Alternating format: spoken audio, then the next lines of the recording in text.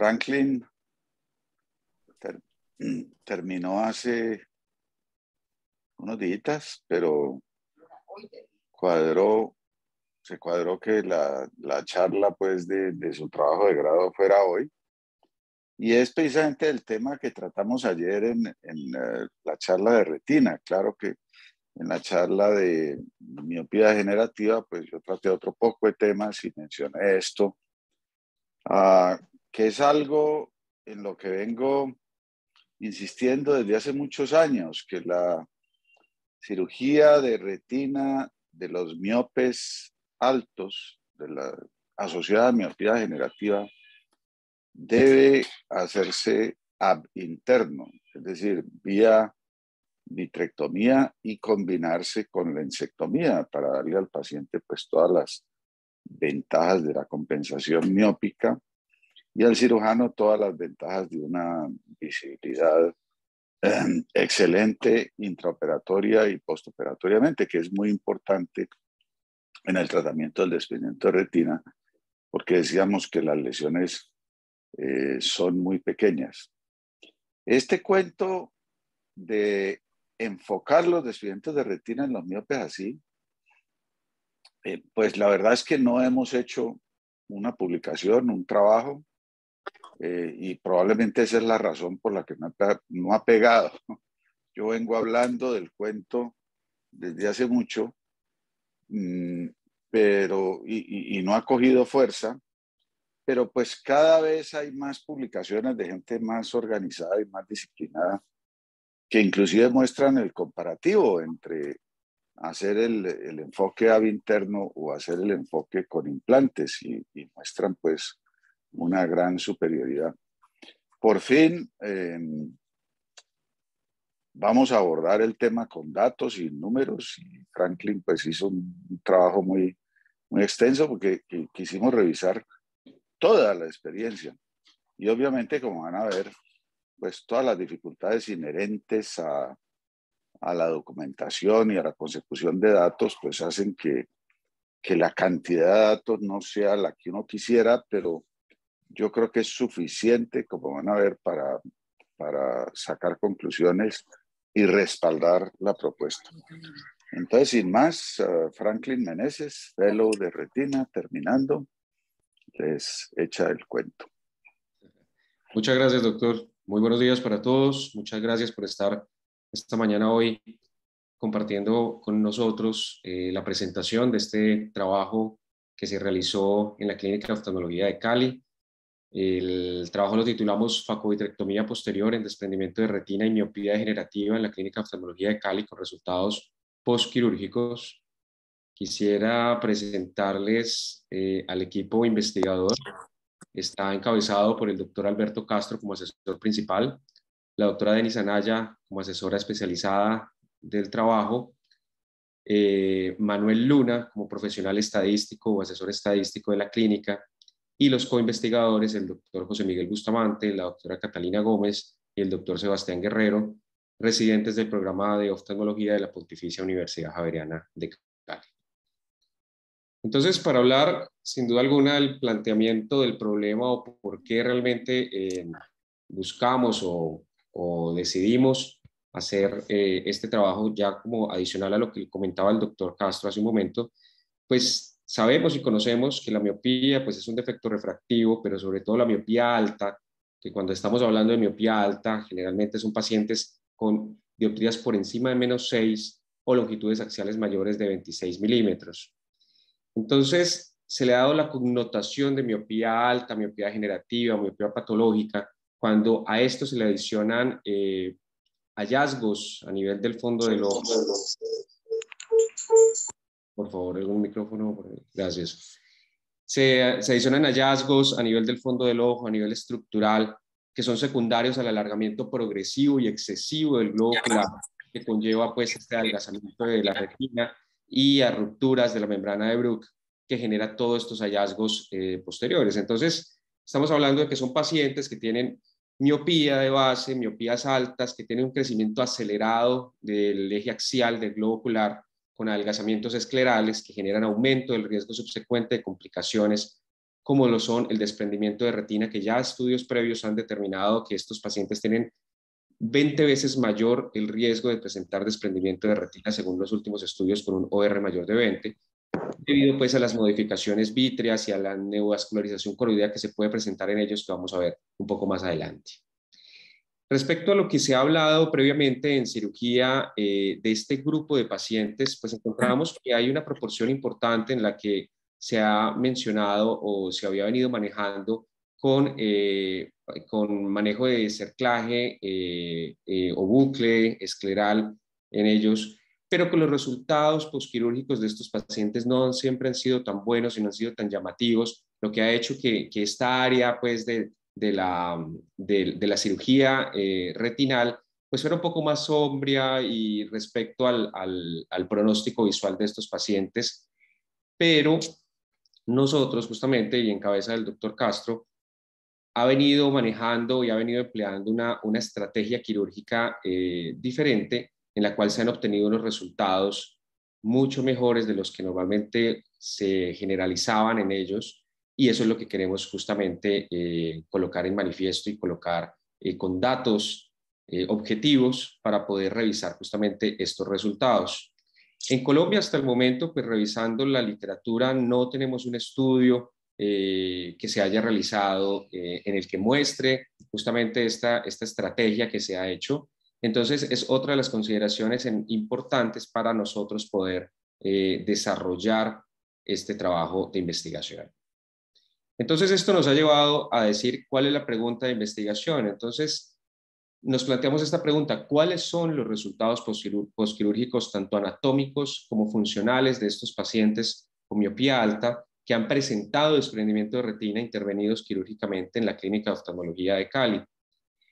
Para ello, entonces, dentro del marco teórico de ellos, pues, como hablamos hace un momento, la miopía degenerativa, hablamos de miopía degenerativa cuando tenemos valores de esfera menores de menos 6 asociados a longitudes axiales mayores de 6 milímetros. En la mayoría de los casos, esto es un rango que no está tan estrictamente establecido, es algo que se ha venido desarrollando en conceptos de varios grupos de investigación, pero no es un concepto que esté fijo para decir que de este lado para acá es una miopía degenerativa y una miopía alta, y para este lado es una miopía tolerable o fisiológica, pues de lo que hablan algunos autores. Pero lo que sí es claro es que cuando ya hay daños a nivel estructural o ya hay cambios a nivel estructural de la retina que están combinados con estos factores, pues definitivamente estamos hablando de una miopía patológica o degenerativa. La miopía degenerativa, como vimos, pues es una de las principales causas de ceguera legal en pacientes jóvenes en algunos países cuando no se han hecho las correcciones adecuadas, y esto es importante tenerlo en cuenta porque aunque no es una patología como lo vimos en esta diapositiva tan prevalente de 22.9% a nivel mundial, sí tenemos regiones sociodemográficas que tienen mayor prevalencia de la misma. En Colombia, regiones como algunas partes de Antioquia, inclusive en el suroccidente colombiano, en la parte de Pasto, Nariño, se tiene bastantes asociaciones con miopías altas o miopías degenerativas de estos pacientes, y definitivamente es un grupo bastante importante que llega a consultar a nuestra consulta. Entonces, para hablar de la etiología de ellos muy rápidamente, pues últimamente investigadores de la visión de un centro médico de la Universidad de Columbia han descubierto que uno de los genes que ya se han venido aislando, porque ya más o menos se tiene aproximadamente unos 22 genes aislados que se relacionan con el desarrollo de miopía degenerativa en estos pacientes, pero uno de ellos, que es casi como el último que se ha venido aislando, se hizo un estudio con el uso pues, de base de datos de aproximadamente 14.000 personas. Los investigadores encontraron que las personas con cierta variante del gen llamado APLP2 eran 5 veces más propensos de desarrollar miopías degenerativas, y esto sí se asociaba a el evento ambiental, que sería justamente cuando los niños tienen unos mayores hábitos de lectura o sobre todo mayor estimulación a visión cercana. Estos autores pues hablan que la etiología está asociada directamente al componente genético autosómico dominante de este gen que es aislado, aunque todavía no se sabe la variación genética a precisión de este gen cuando causa la miopía o cuando desarrolla la miopía. Esto es una hipótesis de que se cree pues de la visión cercana por las asociaciones que han tenido con ellos, pero no está fielmente desarrollado justamente esta causa. Lo que sí llegan a conclusiones la gran mayoría de autores es que lo ideal en estos pacientes o en los niños antes de que desarrollen estos ejes axiales tan grandes es que los niños deben estimularse mayor en ambientes al aire libre para disminuir todavía el riesgo de desarrollo tan rápido de miopías o disminuir justamente esa creciente acelerada de las miopías altas en ellos. Clínicamente, como los conocemos, estos pacientes pues, presentan varios factores, adelgazamientos coroideos y del epitelio pigmentario de la retina que son evidentes en el fondo del ojo, que tienen componente que es uno de los más característicos, que es el estafiloma posterior, que es patognomónico, pero también se pueden presentar algunos otros hallazgos, no solamente este, como las placas de atrofia, que se han generadas con las rupturas de membrana de Bruch, los vasos que ya están rectificados, porque como sabemos, esto se extiende tanto que los vasos tienen que hacer una rectificación y pierden esa curvatura normal que nosotros estamos viendo en las arcadas normales de un fondo de ojo. Hay grumos, hay acumulaciones pigmentarias, los discos ópticos pueden presentarse, pueden estar oblicuos o no, y esto lo vamos a ver ahora en otros estudios que han demostrado justamente en qué punto es en el que se está presentando el estafiloma posterior y de acuerdo a este hacen los cambios justamente a nivel del fondo del ojo que nosotros podemos ver en los pacientes. En algunos pacientes se presentan o se aumenta la incidencia de agujeros maculares, de membranas neovasculares asociadas y definitivamente hay un cambio en las alteraciones vítreas que ellos presentan, como lo vamos a ver más adelante.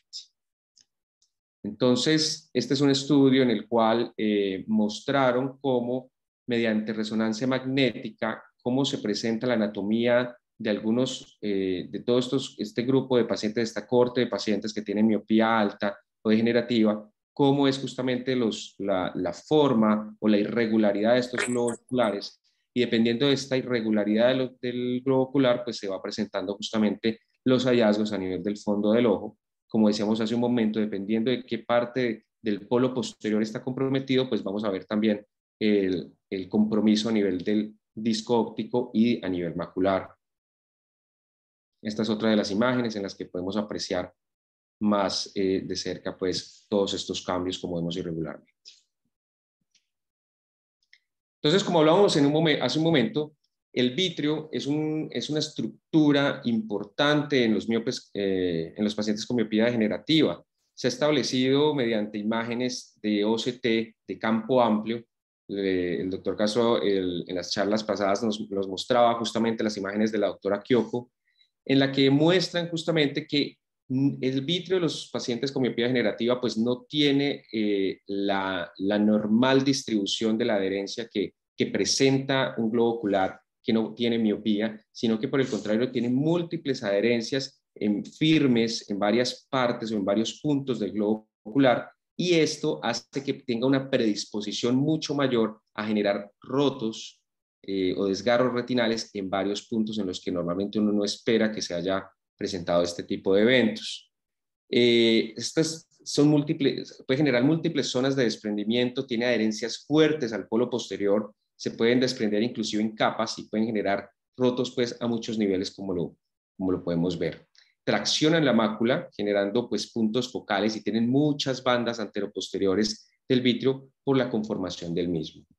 Entonces, la diferencia importante en estos pacientes es que si nosotros vemos normalmente el proceso de desprendimiento del vítreo posterior de pacientes que no tienen miopía degenerativa, pues vamos viendo que es un proceso normal que va haciéndose desde el polo posterior, va soltando justamente los puntos de mayor adherencia como el nervio óptico y posteriormente ya queda adherido fuertemente a la base del vítreo. Esto es en pacientes que no son miopes, diferente a estos pacientes con miopía alta, en la cual pues justamente las adherencias, como lo mostramos hace un rato, son totalmente diferentes y el orden pues que en el que se espera que normalmente haya un desprendimiento del vítreo posterior es totalmente distinto.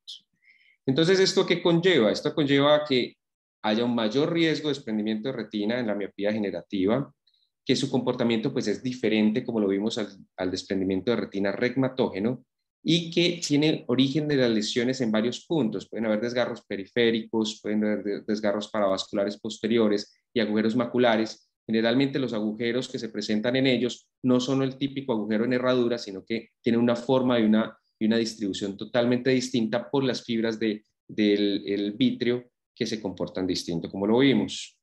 Estos pacientes pues presentan grandes zonas de atrofia retinocoroidea con mala adherencia de la retina al epitelio pigmentario de la retina, lo cual pues predispone aún más al desprendimiento retino, a desgarros retinales que presentan forma distinta, como lo vimos. Entonces, decíamos que previamente pues se había hablado o se había utilizado o se habían venido utilizando retinopexia por implante para el manejo de estos pacientes con desprendimiento de retina, pero los resultados pues no eran los mejores que se podían obtener en estos pacientes y de cierta forma el paciente se sentía ya como condenado a un resultado pobre o malo después de tener una intervención quirúrgica cuando se les desprendía la retina. ¿Y esto por qué se da? Es porque encontramos varios hallazgos pues, a nivel de estructurales de estos pacientes, como la esclera. La esclera es muy delgada, entonces colocar justamente una banda en estas escleras delgadas pues hace que sea mucho más difícil la sutura de estas bandas. Generalmente los puntos se intruyen y inclusive hay muchos casos como en estas fotografías que vemos en las que las bandas se han intruido completamente y esto pues genera graves consecuencias con el paciente, no generan los efectos en nada realmente de lo que se quisiera en ellos. El colocarle una banda hace que si ya el eje axial de ellos es bastante grande, pues aumentamos justamente al presionar en este punto, pues aumentamos el eje axial de estos pacientes. En la gran mayoría de casos de ellos no se hacía lensectomía, entonces estos pacientes pues definitivamente están condenados a presentar cataratas pronto y esto hacía que la agudeza visual aún más disminuyera y hacer una reintervención en estos pacientes pues generaba mucho más compromiso a nivel estructural de ellos. Se necesitaba colocar, si se quisiera con implantes, pues colocar muchos implantes porque como vimos no es solamente una zona en la que está comprometido los desgarros retinales, sino que pueden ser en varias partes del ojo. Entonces, para poder cubrir esas zonas necesitaría cubrir varias zonas con los implantes y esto pues se hace mucho más difícil. Estos implantes se extruyen o se extruían fácilmente y eso generaba bastantes complicaciones pues para los pacientes y definitivamente los resultados visuales no eran los que uno quería tener. La lensectomía y la vitrectomía posterior en ellos, pues soluciona en gran parte el problema refractivo porque definitivamente se quita el cristalino y de acuerdo al poder dióptrico que uno pueda ver en ese paciente se deja una faquia o se le coloca un lente, dependiendo de la biometría pues, que estos pacientes se obtienen. Mejora la visualización del segmento posterior y esto es un punto importante porque en el seguimiento de los pacientes, cuando uno ya tiene una mejor visualización del polo posterior, pues puede identificar si se presentan nuevos rotos o nuevos desgarros y uno poder actuar directamente en estos puntos y no tener que estar a expensas de un cristalino que está generando bastante dificultad para la visualización. Esto pues definitivamente permite una expansión retinal completa mediante el proceso. Uno está trabajando de adentro hacia afuera y no está esperando a tratar de ubicar desde afuera hacia adentro las lesiones retinales. La vitrectomía pues permite remover todas las adhesiones, entonces con una buena vitrectomía posterior completa que se hace en ellos, pues ya se garantiza que la gran mayoría o todas las adherencias vitreoretinales pues se hayan desaparecido y esto pues le genera mejor pronóstico para el paciente. Pues uno tiene acceso a todas las lesiones, como veíamos, y el tratamiento es completo y selectivo justamente en las zonas en las que uno está viendo que se está afectando el ojo. Entonces, se realizó para el estado del arte una búsqueda sistemática de la literatura en bases de datos como en PubMed. Se utilizaron términos MESH, palabras claves como miopía alta, miopía degenerativa, desprendimiento de retina. Se encontraron inicialmente 167 artículos que que incluían estas palabras MESH, se usaron límites de artículos que involucren justamente desprendimientos retinales en este grupo de pacientes y se arrojaron aproximadamente 21 artículos, de los cuales tomamos 17 artículos de ellos relevantes para el trabajo. Posteriormente se tomaron referencia de los mismos, se realizó búsqueda en otras bases de datos y en bibliotecas electrónicas, en Cielo, en Clinical Key, en Ovid, en Springer Link, en Scopus, entre otras, para poder desarrollar. De los más llamativos estudios que encontramos en la literatura relacionados al tema, pues estaba este estudio que se hizo en el 2006 con el Dr. Shen y colaboradores en Taiwán, que realizaron un estudio retrospectivo donde revisaron 111 ojos de pacientes con miopía alta que han presentado desprendimiento de retina, de los cuales a 92 se les realizó cirugía tipo retinopexia con banda, con crioterapia, y a 19 se les realizó vitrectomía posterior vía pars plana, endoláser y gasosilicón, dependiendo de algunos resultados que ellos no identificaron a cuál definitivamente le dejaron gas y a cuál silicón, o sea, o cuál fueron la conducta pues, que decidió hacer una de los dos. En los dos grupos se dejó el cristalino, y esto es lo que diferencia un poco con nuestro estudio. A ellos se les realizó un seguimiento de un tiempo promedio de 19.7 meses y se encontró una tasa de éxito anatómico del 84.8% en el caso de la retinopexia con banda y del 94.7% en el grupo de vitrectomía posterior, el cual pues obviamente es mucho mayor que los pacientes que se manejaron con retinopexia con banda, siendo la edad la única variable estudiada que mostró una correlación significativa con las tasas de éxito anatómico de estos pacientes.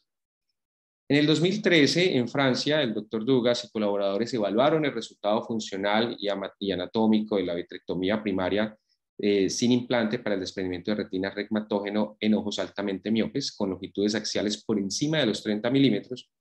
Y el análisis multivariado pues reveló que una mayor longitud axial era el único factor asociado con una mayor tasa de fracaso, con una P estadísticamente significativa menor de 0.0061.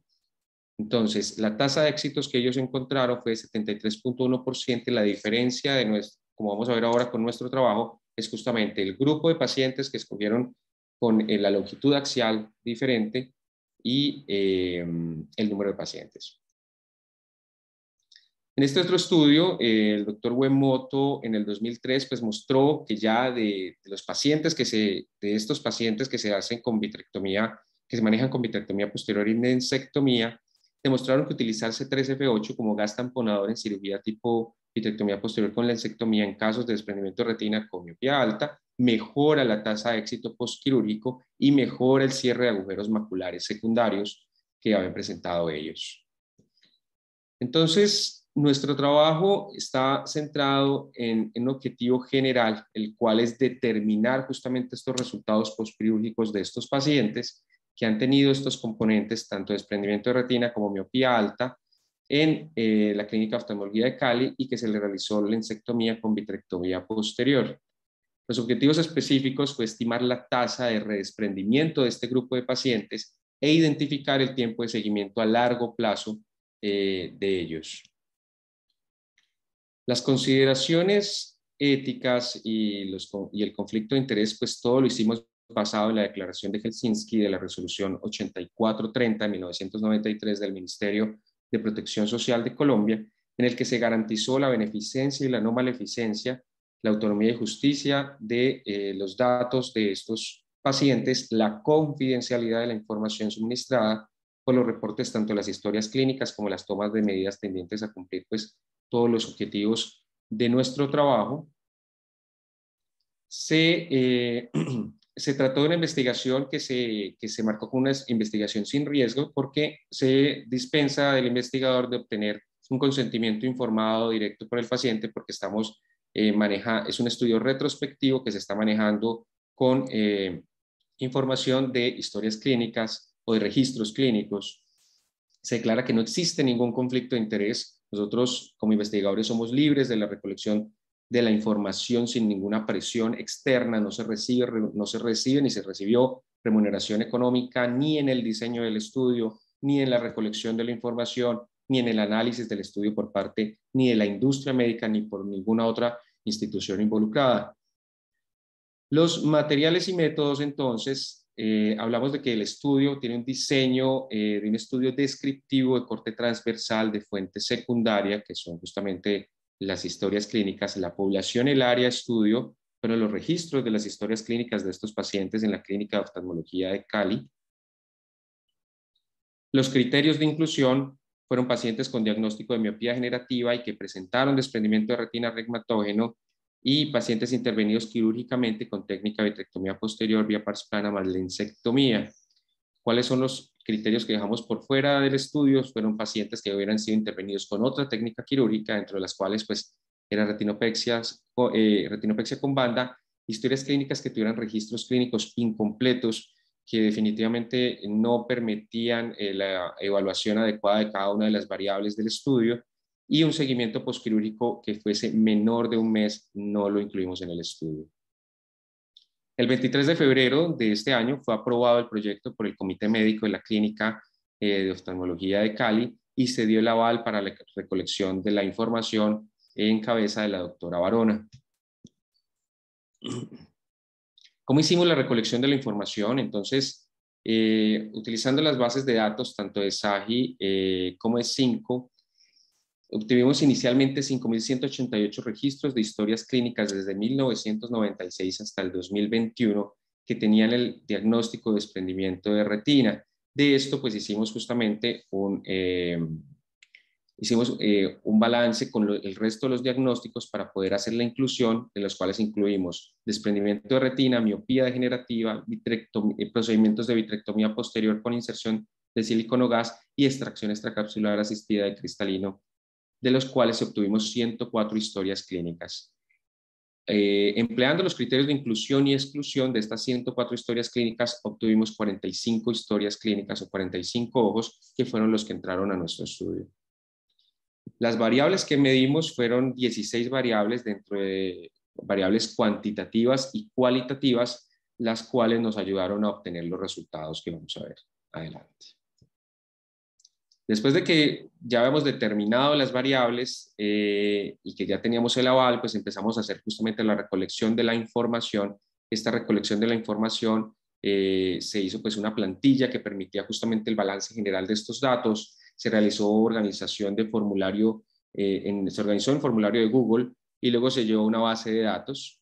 Hicimos un control de calidad del 10% de los datos digitados mediante un chequeo cruzado, revisando al azar el 10% de esas historias para nuevamente rectificar que la información que se hubiera obtenido de cada uno de los co-investigadores pues estuviera correcta y se hubiera asignado de la forma adecuada. En el análisis estadístico se utilizó el sistema Microsoft Power BI y el software R estadístico. Se estimaron pues un valor de P menor de 0.05 para determinar la significancia estadística. Se analizaron frecuencias tanto absolutas como relativas de las variables cualitativas y se realizó un análisis bivariado con pruebas de Pearson de chi cuadrado, como vamos a ver en algunos resultados. Entonces, los resultados que nos mostró el estudio, pues las primeras características fue la distribución de género. La mayor proporción de pacientes fueron mujeres, pero con proporciones muy cercanas entre ambos géneros. El seguimiento de estos pacientes, el mínimo fue de 1 año y el máximo fueron 15 años, ubicándose la mayor proporción en los 7 años de seguimiento, como lo podemos ver en esta gráfica.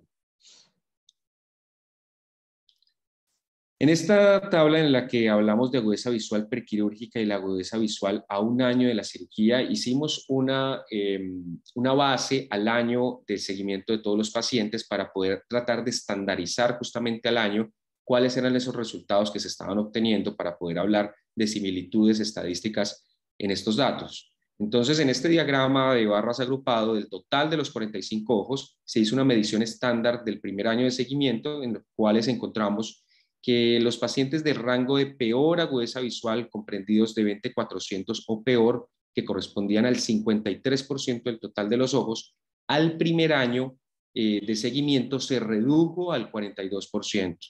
Teniendo en cuenta que esta variable es susceptible, pues obviamente, a alteraciones maculares características de los miopes altos, como lo vimos previamente, que son distintas pues al desprendimiento de retina, y que la variable de agudeza visual en ellos, aunque es importante, pues no es justamente una variable definitiva o determinante en estos estudios porque justamente puede tener algunos sesgos con las características anatómicas y funcionales que se presentan en los pacientes miopes altos, diferentes al desprendimiento de retina que puede haber presentado. Cuando ya justamente hacemos el balance final respecto a la agudeza visual de estos pacientes, encontramos pues que el 24% de todos los pacientes tuvieron disminución de la agudeza visual en su última valoración de control postquirúrgica. El 11% se agrupó en agudezas visuales iguales a las que tenían en el momento prequirúrgico y el 65% mejoró su agudeza visual respecto pues a la agudeza visual inicial. Y esto es un dato bastante importante porque el 65% es un porcentaje bastante evidente pues en este grupo de pacientes.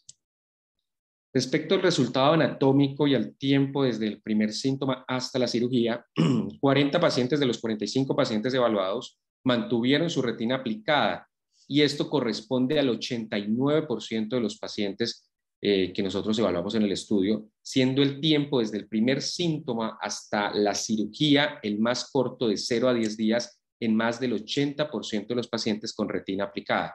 ¿Qué quiere decir? Que estamos viendo una asociación directa entre menor tiempo en el que se hace la cirugía con los resultados de retina aplicada en estos pacientes. Y esto pues ya se ha determinado en otros estudios, no solamente para pacientes miopes altos con desprendimiento de retina, sino para todos los pacientes que tengan desprendimiento de retina, que entre más rápido se logre operar, pues vamos a obtener mejores resultados visuales y anatómicos con ellos, y esto lo está justamente objetivizando. Nosotros pues en la clínica contamos con el servicio en el que permite que el paciente tenga un acceso mucho más rápido al servicio de retina y a los otros servicios quirúrgicos 24 horas, 7 días a la semana, y esto pues genera muy buenos resultados como lo estamos viendo en estos pacientes. Los hallazgos de degeneración miópica, pues encontramos que los más frecuentes fueron el estafiloma posterior y es lo que se está de acuerdo con la literatura, que es el hallazgo patognomónico de estos pacientes, y está seguido por las placas de atrofia pigmentaria en el área macular, de acuerdo a las descripciones quirúrgicas que se obtuvieron de las historias clínicas. Respecto a la aparición de agujero macular y agudeza visual en ellos, pues la presentación del agujero macular se encontraron 4 ojos con agujero macular prequirúrgico, los cuales en la evolución y en el seguimiento postquirúrgico al año y en su agudeza visual final mejoraron, quedando 20/100 o mejor, y todos los agujeros maculares, según la descripción, cerraron después del evento quirúrgico. Esto es un muy buen dato. Respecto a la necesidad de cirugía filtrante y al glaucoma postquirúrgico, solo se presentó glaucoma postquirúrgico en 7 ojos, que corresponden al 15% de los pacientes en el estudio, de los cuales de este 15%, el 43% necesitó cirugía filtrante. 2 de ellos ya venían recibiendo manejo con hipotensor ocular en el momento del desprendimiento, y los 5 restantes, el tiempo promedio de aparición fue de 6 meses de glaucoma en ellos. Respecto al lente intraocular, acá se hizo un cruce de variables entre lente intraocular y género, pues vemos que el 67% de este grupo de pacientes se los dejó en afaquia, de ellos la mayor proporción pues fueron mujeres en este grupo de pacientes. Cuando cruzamos la variable de lente intraocular y glaucoma, encontramos que con un nivel de significancia del 5%, se rechaza la hipótesis nula, la cual consistía en definir si había independencia o no entre colocar lente intraocular y la presentación de glaucoma postquirúrgico. Entonces, se encuentra una relación de estas variables entre la asociación de colocar lente intraocular y glaucoma postquirúrgico en este grupo de pacientes, con un valor de una prueba de chi cuadrado con unos grados de libertad adecuados y una P estadísticamente significativa menor de 0.05.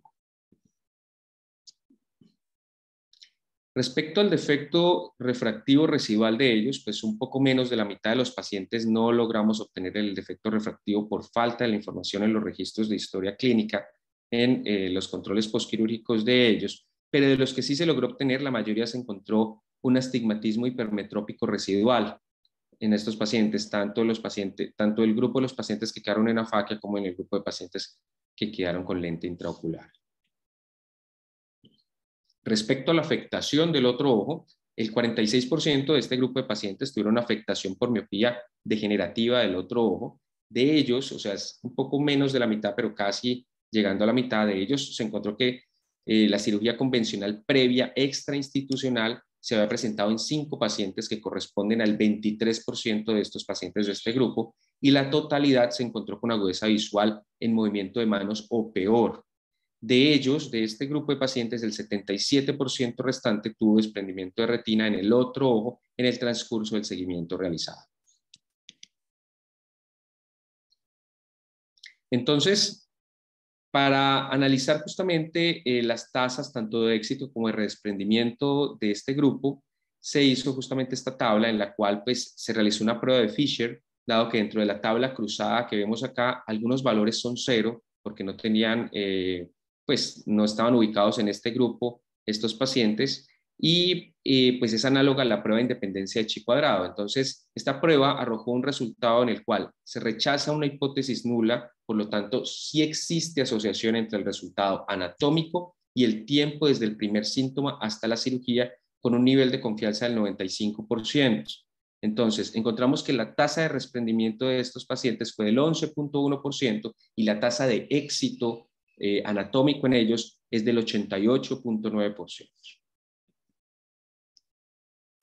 Estas degeneraciones retinales maculares se asocian directamente con la agudeza visual final, encontrando que todo el grupo de pacientes, el 24% presentó más de 3 hallazgos de degeneración miópica, y de estas tuvo relación con redesprendimiento el 28% de estos pacientes. Entonces el 28% se asoció con varios hallazgos, más de 5 hallazgos de degeneración miópica posterior de los que hemos presentado. ¿Cuáles fueron entonces las limitaciones que tuvimos en el estudio? Pues tuvimos varias historias clínicas que tenían datos incompletos, y como lo vimos es uno de nuestros criterios de exclusión, en las cuales pues hubo que retirar estas historias clínicas de nuestro estudio. Y por el diseño del estudio y el tamaño de la muestra, pues claro, no genera unas conclusiones características de la población colombiana en general, pero sí nos da una luz y nos muestra unos resultados de cómo se comporta la población que nosotros hemos venido atendiendo, que sí es característica como mínimo del suroccidente colombiano. Entonces, las conclusiones que obtenemos es que definitivamente la variable agudeza visual en ellos está influenciada por hallazgos predisponentes y funcionales asociados en la miopía alta, que son diferentes al desprendimiento de retina, pero sin embargo, más del 60% de ellos mejoraron líneas de visión. Entonces, vemos que tiene un éxito muy bueno, más del 50% de ellos. La retina se ha mantenido adherida en más del 80% de los casos de seguimiento con la técnica de facovitrectomía en este grupo de pacientes, lo cual demuestra un muy buen éxito anatómico si lo comparamos con otros estudios paralelos que se ha hecho. Los agujeros maculares que se presentaron en ellos, en estos pacientes en el seguimiento postquirúrgico, demostraron mejores agudezas visuales finales, cerraron todos los casos de los agujeros maculares, lo cual se infiere que tiene una relación significativa con la técnica quirúrgica utilizada, y la afectación del otro ojo en estos pacientes se ubicó por debajo de la mitad de ellos, encontrando un porcentaje importante con cirugía convencional con muy malos resultados visuales finales, que era lo que nosotros habíamos hablado previamente que se presentaba en este grupo cuando se han estado expuestos pues, a este tipo de técnica quirúrgica previamente. Más de las 3/4 partes de los pacientes que se han mantenido con retina adherida tuvieron menos de 10 días desde el inicio de los síntomas hasta el día de la cirugía, lo cual demuestra que actuar rápido en estos pacientes, actuar en menos de 10 días, pues le va a generar un mejor resultado visual y anatómico de estos pacientes a corto y largo plazo, como lo estamos observando en los resultados del estudio. Y se encontró una asociación estadísticamente significativa entre la presencia de lente intraocular y glaucoma, lo cual pues pone en entredicho la otra teoría que teníamos previamente de la relación entre afaquia y glaucoma. se tiene una hipótesis en la que entre la faquia, dependiendo del tipo de afaquia que se dejaba, o sea, si se reabsorbían todos los restos capsulares o por el contrario se dejaba un reborde capsular, podía influir justamente en el ángulo y esto generara un glaucoma residual. Pues vemos que en este grupo de pacientes se encontró mayor asociación, fue por la presencia de lente intraocular.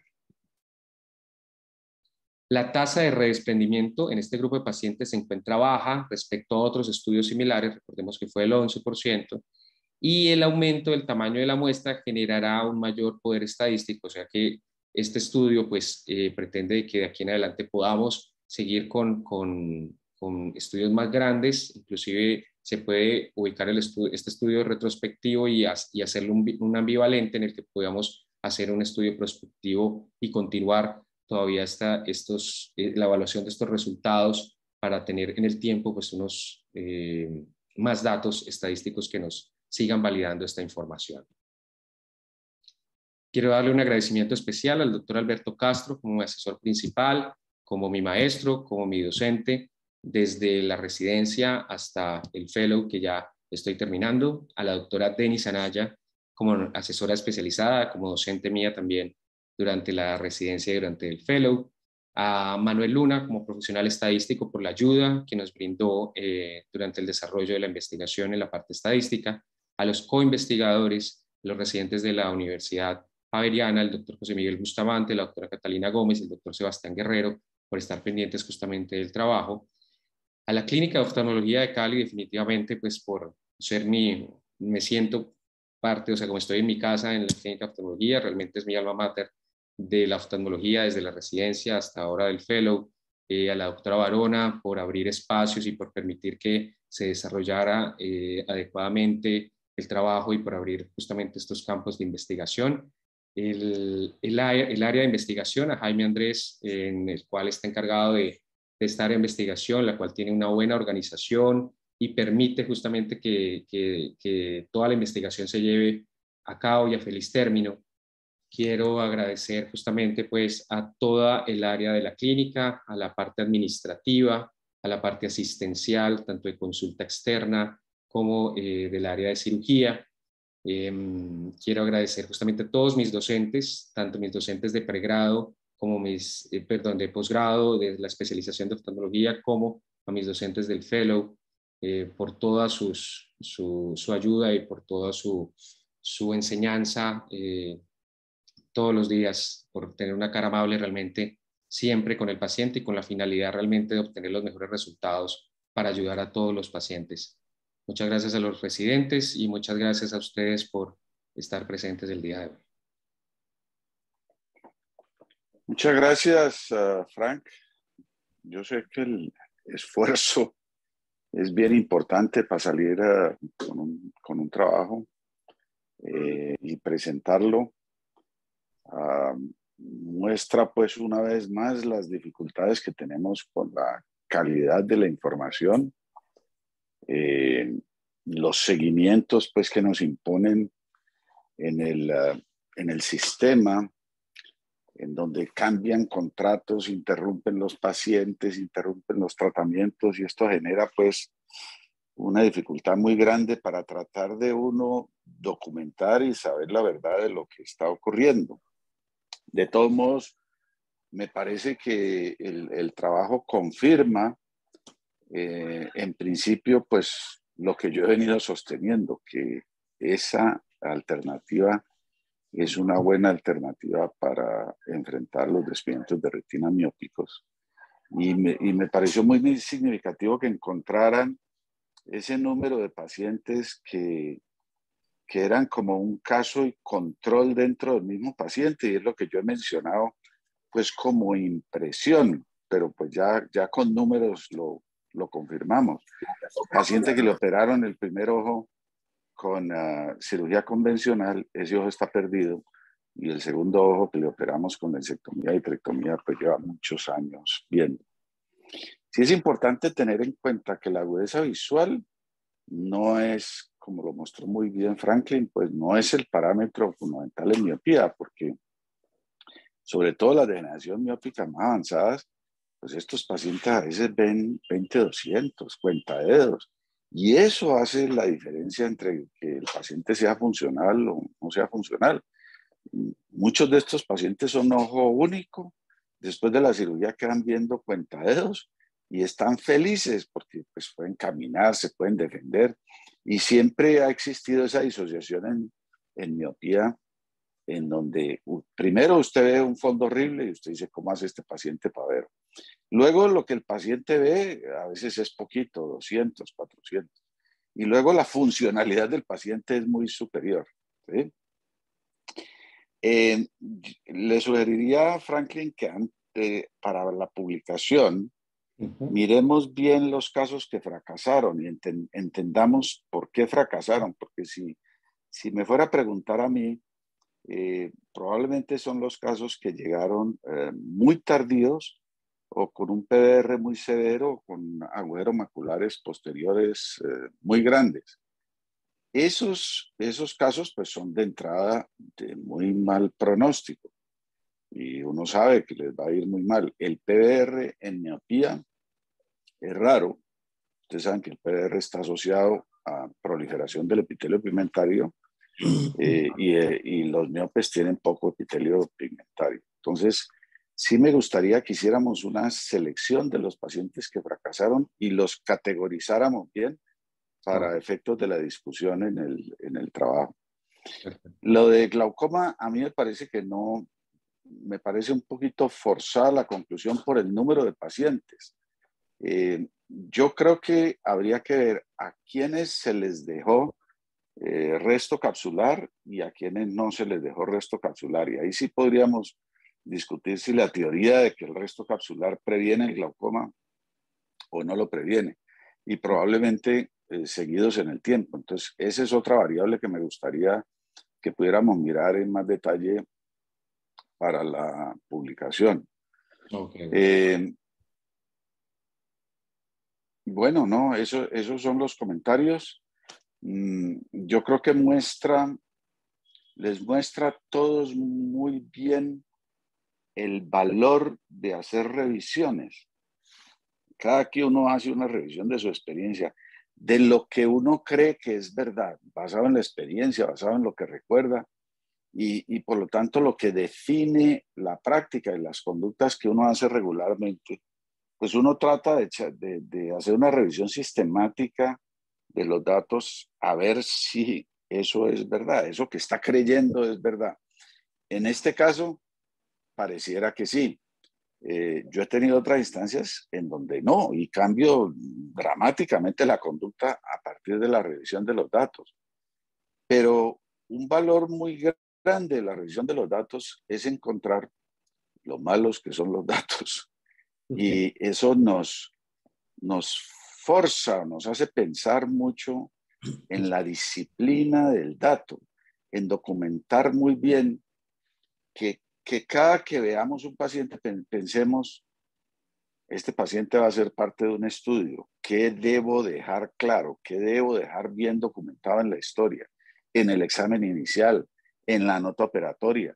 La nota operatoria, como la están haciendo residentes y fellows, les insisto mucho que sean precisos y exactos con todos los pasos de lo que se hizo. Muchas veces he tenido pasantes o gente que comienza conmigo y me dice, doctor, eso no lo ponemos, ¿cierto? Una complicación o una dificultad. Pues claro que hay que ponerla. Todo se debe documentar exactamente como pasó. Ah, y luego el posoperatorio. Y tratar en lo posible de que esos pacientes que especialmente nos interesan o en los que estamos haciendo algo distinto, los llamemos, nos aseguremos de que vuelven a control, así la bendita EPS no les dé orden, pues eventualmente verlos y dejar documentado el resultado del, del caso. Si hay algún comentario o pregunta para Franklin con relación al tema de miopía, este es el momento.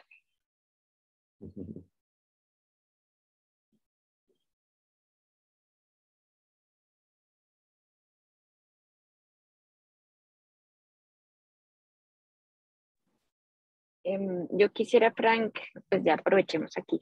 Primero, felicitarte pues por todo el trabajo que hiciste en el Fellow. Nos sorprendiste a todos positivamente. Hoy, puntualmente en la presentación, eres muy buen orador y lo fuiste mejorando a lo largo del Fellow y eso también hay que resaltarlo y es de ejemplo para residentes, pero para los ya graduados también. Presentas muy bien el tema, manejas muy bien el auditorio. Te felicito por eso. Y en cuanto al estudio,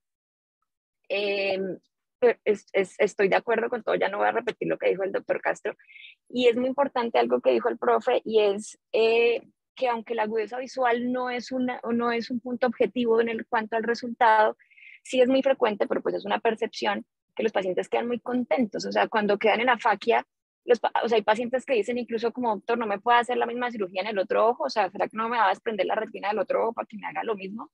Y muchos quieren que uno les haga facovits del ojo que está sano, porque incluso quedan, aunque no queden con mejor agudeza visual, sí quedan subjetivamente se sienten mejor con el ojo que se les desprendió. Entonces, cuando era fellow, pues, y escuché esta propuesta del doctor, pues la comencé a hacer cuando me gradué, porque pues el doctor Castro es mi profesor y mi maestro, pero ahora con el tiempo la sigo haciendo no solo porque el doctor Castro lo dice, sino porque realmente siento que mis pacientes me ha funcionado. Y lo que estás haciendo tú es ayudarnos a que con números veamos que no es solamente la percepción, sino es realmente el resultado. Y el compromiso pues es a que quienes hacemos este procedimiento precisamente llenemos mejor las historias para poder continuar el seguimiento de estos casos, pero es excelente lo que has logrado. Quería también resaltar que creo que eres el primer fellow que hace trabajo de grado desde que comenzó a haber un departamento de investigación como más formal en la clínica con Jaime, ahora con el apoyo de Manuel, que creo que fue, Manuel, del estadístico, que creo que fue clave, porque siempre estaba la dificultad de estar buscando quién nos ayudaba con la parte estadística, y creo que es una gran adquisición para la clínica y tenemos que aprovecharlo todos, que ya tenemos a alguien que nos apoye en la parte estadística y se nota. Entonces, muchas gracias, Frank, y muchas gracias a la clínica también. A ti, muchas gracias. Muchas gracias, Denise. De hecho, esto nos serviría para pensar en hacer, es más difícil, pues, pero hacer cosas cualitativas que están muy de moda también, porque podemos evaluar no solamente la agudeza visual, sino siendo más ambiciosos, uno podría pensar en prospectivamente evaluar calidad de vida en estos pacientes. O sea, realmente ellos sí se sienten muy contentos con lo que ven en su ojo áfaco con la retina pegada. Entonces, habría que pensar en algo cualitativo más adelante. Sí, claro que sí. Gracias. Buenos días. Bueno, Frank, yo honestamente lo único que tengo para decir es que es un excelente trabajo, producto de una persona muy responsable y que hace un trabajo de muy buena calidad. Y solamente me queda augurarle éxitos por lo mismo que acabo de decir. Un abrazo y felicitaciones. Muchas gracias, doctor. Muchas gracias, profe, por todo. Bueno, Franklin, Hola, doc. muy contenta de verte culminar con esta gran estrella, el Fellow. Me gusta muchísimo ver el resultado de lo que nosotros empezamos y queríamos ver en los residentes nuestros, y es el aprender a hacer un trabajo de buena calidad. Vamos a ver ahora para la publicación, que no se vaya a quedar en el tintero. Sí.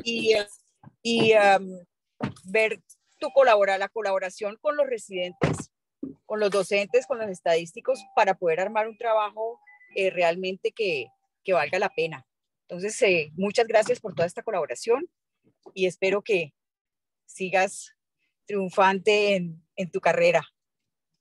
Muchas gracias, doctora. A usted por todo, por toda la apertura de todos los espacios.